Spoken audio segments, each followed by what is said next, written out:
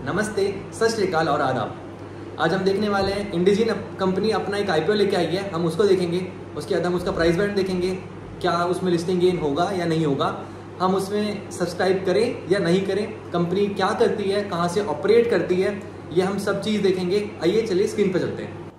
तो जो इंडिजीन कंपनी है वो फाउंड हुई थी 1998 में। जो प्रोवाइड करती है, जो ये कंपनी है वो प्रोवाइड करती है बायो फार्मास्यूटिकल एंड बायोटेक्नोलॉजी के प्रोडक्ट्स, सर्विस प्रोवाइड करती है। ये एक कॉम्बिनेशन है, ये कंपनी एक मोनोपोली बना रखी है इसने अपने सेक्टर में, और कॉम्बिनेशन है ये एक मेडिकल फील्ड का, मेडिकल प्रोडक्ट्स का और टेक्नोलॉजी का। बहुत अच्छा प्रोडक्ट है और ये काफ़ी सारे प्रोडक्ट प्रोवाइड करती है पूरे ऑल ओवर द वर्ल्ड। इसका माल एशिया, नॉर्थ वे और काफ़ी जगह जाता है और ये लास्ट 20 ईयर से इस फील्ड में है। इसने लास्ट दिसंबर में 1969 का रेवेन्यू जनरेट करा है, जिसमें से प्रॉफिट था 241 करोड़ का। ठीक है, और अब देखते हैं इसका क्या इसका जो आईपीओ डेट है वो है 6 मई, मतलब आज के दिन 6 मई से लेके 8 मई तक है। और जो इसका फेस वैल्यू 2 रुपये, 430 से 452 रुपये का इसमें प्राइस बैंड है। 33 रुपये के 33 शेयर एक उसमें आ रहे हैं। जो कंपनी रेज कर रही है मनी वो है 1841 करोड़ 76 लाख रुपए, जिसमें से फ्रेश इशू है 760 करोड़ का और 1081 करोड़ 76 लाख रुपए का है ऑफर फॉर सेल। जो अपने जो तुम्हारे प्रोमोटर होते हैं वो अपने शेयर्स बेच रहे हैं। ठीक है, और जो एम्प्लॉई हैं वहाँ के, जो इस कंपनी के एम्प्लॉई हैं इंडिजीन के, उनको डिस्काउंट मिलेगा 30 रुपये का। और ये BSE NSE पे दोनों पे लिस्ट हो रही है। एक रिटेल कैटेगरी का बंदा वो मिनिमम एक शेयर अगर लेगा तो उसको 14,916 रुपये पड़ेंगे अगर वो बिड लगाएगा 452 रुपये की। और मैक्स एक रिटेल कैटेगरी का बंदा 13 लॉट ले सकता है। HNI है, HNI हाई नेटवर्थ इंडिविजुअल, वो मिनिमम लॉट ले सकता है 14 और मैक्स ले सकता है 67। और जो बिग HNI है वो ले सकते हैं 68। ठीक है, और आईपीओ की डेट जो है वो स्टार्ट हो रही है मंडे, आज के दिन से लेके आईपीओ जब क्लोज होगा 8 मई तक शाम 5 बजे तक। ठीक है, और आईपीओ के जो रिजल्ट आएंगे वो 9 मई को आएंगे। और तुम्हारे आईपीओ जो आ रहा है वो आ रहा है तुम्हारा आईपीओ जो मतलब दिखेगा, तुम स्टेटस जिस पे चेक कर सकते हो, वो स्टेटस चेक करने के लिए नीचे दे रखा होगा, मैं आगे आपको बता दूंगा। हाँ, डीमेट अकाउंट में आएगा 10 तारीख को, आपको लिस्टिंग होगा 13 तारीख को।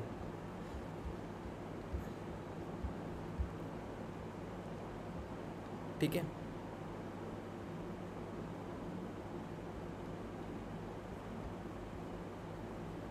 हाँ, अब इसकी फाइनेंशियल इन्फॉर्मेशन क्या है कंपनी की फाइनेंशियल इन्फॉर्मेशन 3 साल की दे रखी है, 2021, 2022, 2023 और 2023 दिसंबर तक की, जिसमें एसेट आप देख रहे हो 596 से बढ़े 1353, फिर बढ़े 2203, फिर 2500, मतलब रेगुलर जो एसेट है कंपनी के वो बढ़ रहे हैं। रेवेन्यू रेगुलर बढ़ रहा है, देखो 996, फिर 1690, 2364 और 2369। ठीक है, तो ये हर साल आप देख रहे हो 50%, 60% की ग्रोथ आ रही है। प्रॉफिट आफ्टर टैक्स, प्रॉफिट भी अच्छा खासा है। यहाँ प्रॉफिट बढ़ रहा है, यहाँ बढ़ा, यहाँ पे प्रॉफिट घटा है। मे बी कुछ रीजंस हो सकते हैं, मे बी इनके कोई एक्सपेंसेस या कुछ एक्सेप्शनल थिंग हो सकती है जो जिसकी वजह से इनको प्रॉफिट डाउन हो गया। ठीक है, और रिजर्व एंड सरप्लस भी बढ़ रहा है दर पे दर, हर साल बढ़ रहा है। टोटल बोरिंग बढ़ी है, पर बोरिंग एज कम्पेयर टू इतनी नहीं बढ़ी है, मतलब एज़ कम्पेयर टू इनकी जो आ रहा है रेवेन्यू, जो इनकी रेवेन्यू के हिसाब से। डेप्ट टू इक्विटी रेशियो जो है कि कितनी इनकी इक्विटी और कितना इनका डेप्ट है वो है 0.3, और प्राइस टू बुक रेशियो जो है वो 7.55 है, और प्रॉफिट आफ्टर टैक्स जो है 12.62 है। That is good. And P ratio little high है। और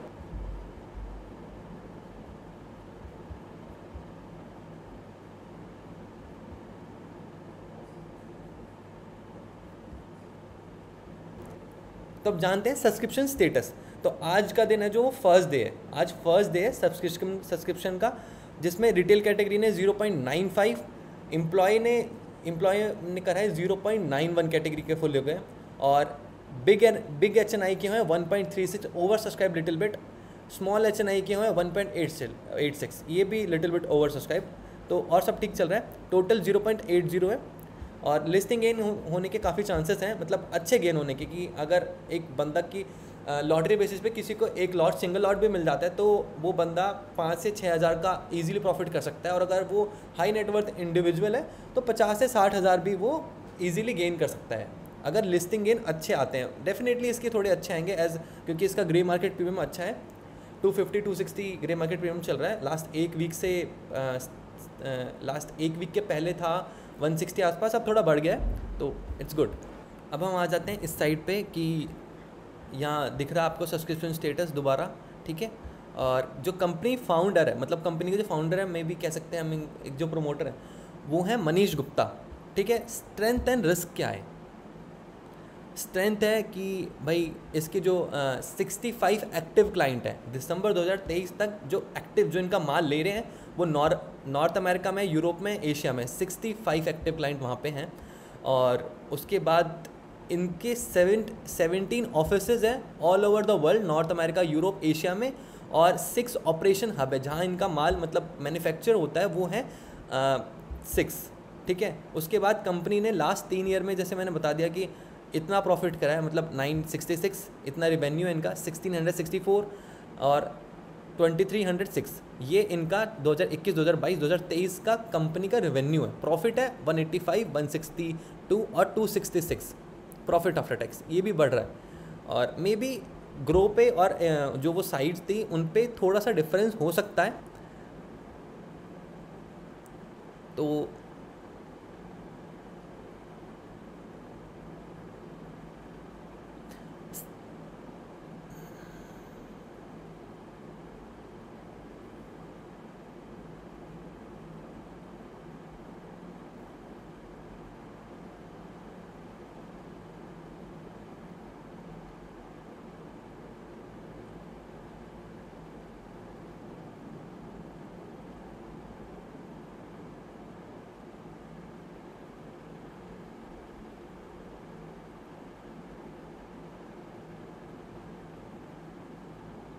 और जो कुछ रिस्क और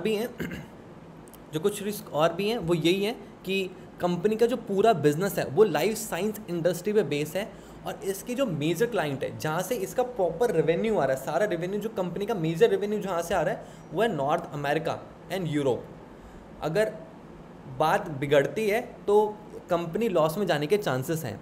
उसके बाद कंपनी बहुत ज़्यादा रिलाई करती है थर्ड पार्टी वेंडर्स पे कि अपने क्वालिटी कंट्रोल सर्विस के लिए, पेरोल सर्विस के लिए, सॉफ्टवेयर वेब डेवलपमेंट के लिए, क्वालिटी एश्योरेंस के लिए, ये जितने भी टेक्नोलॉजी रिलेटेड सपोर्ट सर्विसेज हैं, इसके लिए ये थर्ड पार्टी वेंडर्स पे रिलाई करते हैं कि वहाँ से लोग आएंगे और मे बी उनका जो भी है, तो ये एक और रिस्क है, ठीक है। और कंपनी मेजरली जो रिवेन्यू ड्राइव कर रही है वो अपनी सब्सिडरी से कर रही है, जो इसकी सब्सिडरी कंपनीज़ हैं, जो है ना, जो इसके सब्सिडरी बिजनेस हैं, उनसे अपनी मेजर रिवेन्यू वहाँ से भी आ रहा है, ठीक है।